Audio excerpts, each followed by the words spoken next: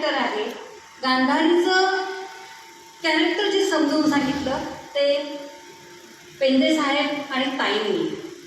त्या दोघांनी सांगितलं की गांधारी वास्तविक काय आहे, आणि म्हणून मी कविता लिहिलेली आहे, मला गांधारी व्हायचं नाही.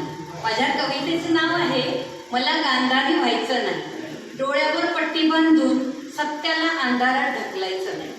डोळ्यावर पट्टी बांधून सत्याला अंधारात ढकलायचं नाही. चुकीला पाहूनही मौन धारण माझ्या विवेकाला पटायचं नाही.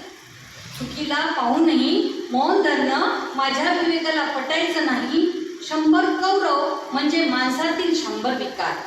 100 कौरव म्हणजे माणसातील 100 विकार पट्टी बांधली की वाढतात अहंकार, लोभ, क्रोध, अपार.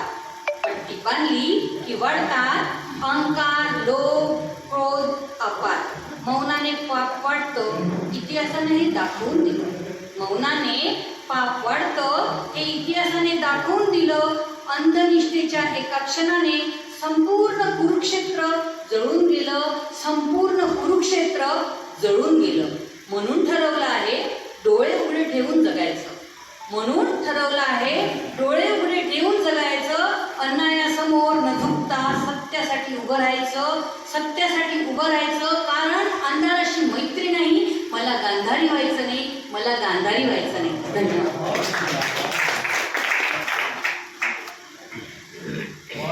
मॅडम मला गांधारी व्हायचंय.